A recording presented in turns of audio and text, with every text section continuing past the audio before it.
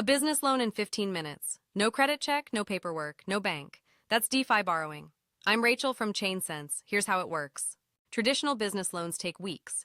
You fill out applications, provide financial statements, wait for credit checks, and hope for approval. DeFi borrowing flips all of that.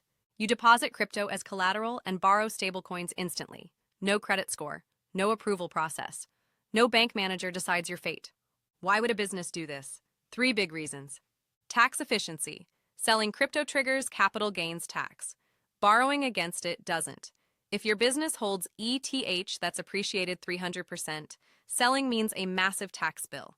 Borrowing means zero tax event. Speed. Need working capital today? Deposit collateral, borrow USDC, convert to fiat through an exchange. The whole process takes under an hour.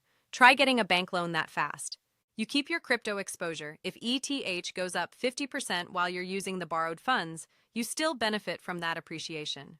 You get liquidity without giving up upside. Let me walk you through a real scenario. A small e-commerce business holds 10 ETH, worth about $35,000. They need $15,000 for seasonal inventory. Traditional options: sell ETH and pay capital gains, or apply for a business loan and wait 2 weeks. DeFi option: connect to Aave v3 on Polygon, supply 10 ETH as collateral, borrow 15,000 USDC. That's about 43% of collateral value, a safe margin with room to breathe. Borrowing rate 5 to 6.5% APR. Compare that to a business line of credit at 8 to 15%, or a merchant cash advance at 20 to 40%. DeFi is genuinely cheaper. The health factor at a 43% loan to value sits around 1.75. That means ETH would need to drop by more than 40% before liquidation risk kicks in. Comfortable buffer. The business uses 15,000 USDC, converts it to fiat, and buys inventory. 3 months later, the inventory sells. They convert the profits back to USDC, repay the loan plus interest, roughly $250 for 3 months, and withdraw their ETH. If ETH rose during that period, they kept all the gains. Total cost, about $250. A bank loan would have cost $375 to $750 for the same period, and they'd still be waiting for approval. Now the risks, because this isn't risk-free. Liquidation risk is number 1. If your collateral drops in value and the health factor falls below 1.0, the protocol auto-liquidates with a 5 to 15% penalty. In our example, a 45% ETH crash would trigger it, unlikely in 3 months, but not impossible. Mitigation. Borrow max 40% of capacity.